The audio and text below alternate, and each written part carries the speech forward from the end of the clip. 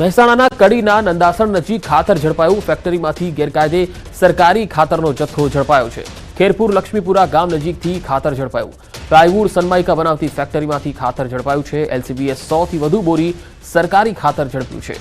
Plywood Sunmica બનાવવામાં ખાતરનો ઉપયોગ થતો હતો।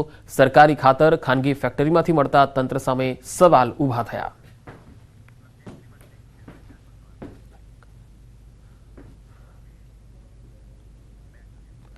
અને હવે વાત કરીશું ચાર પગના આતંકથી।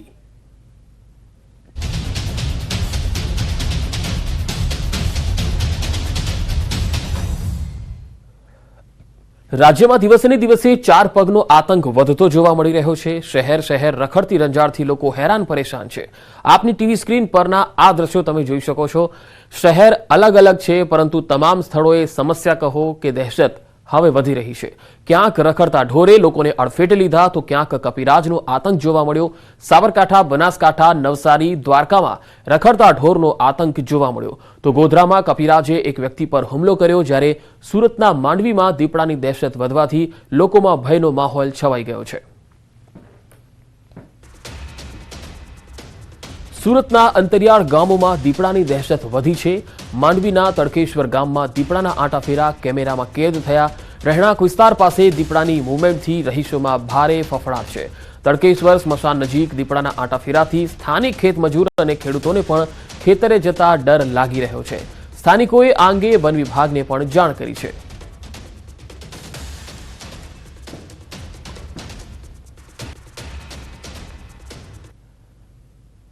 તો આ તરફ ગીર સોમનાથના કોડીનારને અડીને આવેલા દુદાણા ગામમાં સિંહ પરિવારના ધામા જોવા મળ્યા। સિંહ પરિવારના ધામાને કારણે શ્વાન અને અન્ય રખડતા પશુઓમાં દોડધામ મચી ગઈ।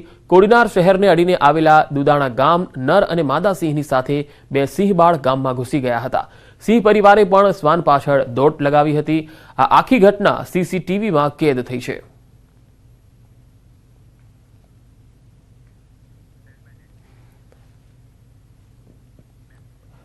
બાળકો સ્માર્ટફોન અને સોશિયલ મીડિયાનો ઉપયોગ નહીં કરી શકે। સોશિયલ મીડિયા અને સ્માર્ટફોનની નકારાત્મક અસરોથી દૂર રહે તે માટે શિક્ષકો, વાલીઓ અને બાળકો માટે રાજ્ય સરકાર ગાઈડલાઈન જાહેર કરશે। દેશમાં સૌપ્રથમ વખત ગુજરાત સરકાર ગાઈડલાઈન રજૂ કરશે। રાજ્ય શિક્ષણ મંત્રી પ્રફુલ્લ પાનસેરિયાએ આ મુદ્દે ઉચ્ચ કક્ષાની બેઠક કરી ચિલ્ડ્રન યુનિવર્સિટી અને સાયકિયાટ્રિસ્ટ સાથે ગાઈડલાઈન મુદ્દે ચર્ચા વિચારણા બાદ પરિપત્ર બહાર પાડશે।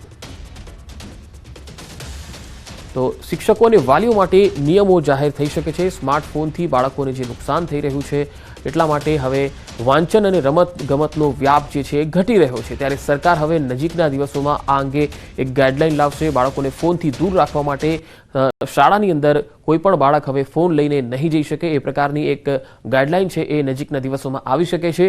કારણ કે બાળકો માટે હવે સરકાર ચિંતિત છે, કારણ કે રમતગમત પ્રત્યે બાળકોનો જોગ ઘટી રહ્યો છે। બાળકોમાં મોબાઈલનો ઉપયોગ વધી રહ્યો છે અને તેના કારણે તેમની ઊંઘ પર, તેમની ખાવાની આદતો પર, તેમની વિચારવાની આદતો પર ખૂબ જ ફરક જોવા મળ્યો છે। બાળકોમાં સોશિયલ મીડિયાનો ખૂબ મોટો ક્રેઝ વધી રહ્યો છે, ત્યારે અવારનવાર બાળકોને વાલીઓ કે શિક્ષકો ઠપકો આપે અને કંઈક અઘટિત પગલું ભરી લેતા હોય છે, કારણ કે એની ઉંમર નાની છે। બાળકો ઘરેથી મોબાઈલ ના આપવાથી ભાગી જવા, રિસાઈ જવું, આત્મહત્યા સુધી હવે એ પ્રયાસ થવા માંડ્યા છે। ત્યારે રાજ્ય સરકાર દ્વારા સચિવશ્રીઓ, અમારા આઈએએસ ઓફિસર સાથે, ચિલ્ડ્રન અને ટીચર યુનિવર્સિટીના અમારા વાઇસ ચાન્સલરો સાથે, સિવિલના સાયકોલોજીસ્ટ ડૉક્ટર અને બીજી અમારી ટીમ દ્વારા, ઉચ્ચ ટેકનિકલ વિભાગ દ્વારા, બધા જ અધિકારીઓ દ્વારા લગભગ 1.5 થી 2 કલાક જેટલી અમે આની ચર્ચા વિચારણા કરવામાં આવી છે। બાળકો મોબાઈલનો ઉપયોગ ઓછો કરે અને રમત પ્રત્યે વધુ ધ્યાન આપે એ માટે તમામ શાળાઓમાં આનો એક પરિપત્ર કરી વાલીઓ સુધી આ માહિતી પહોંચાડવાનો અમારો એક પ્રયાસ છે। અને હવે વાત સુરક્ષિત ઉજવણીની।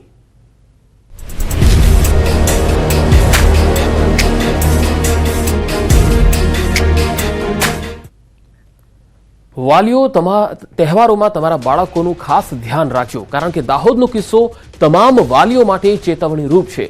5 વર્ષનો બાળક સિસોટી ગળી ગયો। આ સિસોટી શ્વાસ નળીમાં ફસાઈ ગઈ અને શ્વાસ લેવામાં તકલીફ પડી। બાળકને તાત્કાલિક વડોદરાની હોસ્પિટલમાં ખસેડાયો। સયાજી હોસ્પિટલમાં બાળકની સફળ સર્જરી થઈ।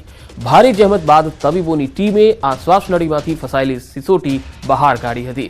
ઉત્તરાયણના તહેવારોમાં સિસોટી મોટા બ્યુગલથી અવાજ કરવાનો ક્રેઝ હોય છે, ત્યારે ક્યાંક નાના બાળકો માટે આ સિસોટી જોખમરૂપ પણ બની શકે છે। તો બાળક સિસોટી ગળી ગયો અને શ્વાસ લેવામાં તકલીફ થઈ। આખરે આ બાળકની સર્જરી વડોદરાની હોસ્પિટલમાં કરવામાં આવી। આ બાળકની ઉંમર 5 વર્ષની છે। ઉત્તરાયણ જ્યારે નજીક આવી રહી છે ત્યારે નાના બાળકો આ પ્રકારની વસ્તુઓ જે છે એ જોતા હોય છે, એમાં ક્રેઝ હોય છે, કારણ કે સિસોટી વગાડવાની વાત હોય કે બ્યુગલ ફૂંકવાની વાત હોય અને નાના બાળકોને તેમાં મજા આવતી હોય છે। પરંતુ માતા પિતા એ ધ્યાન રાખે કે નાનું બાળક જ્યારે ઘરમાં હોય ત્યારે આ પ્રકારની વસ્તુઓ તેમનાથી દૂર રાખવી, તેમને ઉપયોગ કરવા માટે ન આપવી જોઈએ। હમણાં જ આપણે એક ઉદાહરણ જોયું હતું કે જેમાં એક ઘટના એવી પણ બની હતી કે જેમાં એક નાનું 11 વર્ષનો જે બાળક હતો અને એ જ્યારે પતંગ ચગાવતી વખતે એ હાઈ ટેન્શન વાયરને એની પતંગની દોરી અડી ગઈ અને પતંગ ત્યાં ફસાઈ ગઈ અને એ બાળક જે છે ત્યાં જ સ્થળ પર મૃત્યુ પામ્યો હતો। અહીંયા પણ વાલીની એક ગંભીર બેદરકારી દેખાઈ રહી છે, કારણ કે એવા કોઈ પણ એરિયામાં જ્યાં તમે રહો છો ત્યાં આસપાસમાં જો વીજ થાંભલા હોય તો ત્યાંથી પણ બાળકને દૂર રાખવું જોઈએ, પતંગ ચગાવવા ન દેવી જોઈએ। પતંગ ચગાવવા માટે ખુલ્લું મેદાન અથવા ખુલ્લું આકાશ હોય એ ખૂબ જરૂરી છે, નહીં તો વીજ થાંભલાને જો પતંગ અડી જાય તો નુકસાન પણ થઈ શકે છે। અત્યારનો જે આ ઉદાહરણ તમે જોઈ રહ્યા છો એ દાહોદ, તમામ વાલીઓ માટે આ દાહોદનો કિસ્સો લાલબત્તી સમાન છે। તહેવારની મજા ક્યાંક સજા ન બની જાય। સુરતમાં પતંગના કારણે બાળકને મોત મળ્યું। જી હા, સચિન જીઆઈડીસીમાં પતંગ ચગાવતા બાળકનું કરંટ લાગવાથી મૃત્યુ થયું। કૃષ્ણનગરમાં 13 વર્ષીય બાળક ધાબા પર પતંગ ચગાવતો હતો ત્યારે હાઈ ટેન્શન લાઇનમાં પતંગની દોરી આવી જતા ધડાકો થયો। બાળક ગંભીર રીતે દાઝી જતા હોસ્પિટલ ખસેડાયો, જ્યાં ટૂંકી સારવાર બાદ બાળકનું મોત નીપજ્યું।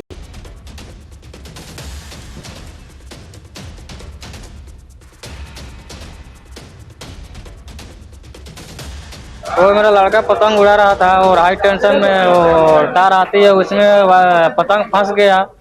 इसके डोरी हाथ में था, वो डोरी के निवर्तक वो पाँव आया उसका, वो शरीर में पूरा ब्लास्ट कर गया। તો સુરતનો આ બનાવ, હાઈ ટેન્શન લાઇનમાં પતંગની દોરી ફસાઈ અને આ બાળક જે છે એ મૃત્યુ પામ્યું। 13 વર્ષીય આ બાળક સુરતના સચિન જીઆઈડીસી વિસ્તારમાં પતંગ ચગાવતો હતો અને ઉત્તરાયણ જ્યારે નજીક છે ત્યારે તહેવારોની મજા ક્યાંક કોઈ પરિવાર માટે સજા ન બની જાય અને પરિવારમાં આ પ્રકારની સ્થિતિ ન ઉદ્ભવે તે માટે વાલીઓએ ખૂબ ધ્યાન રાખવાની જરૂર છે।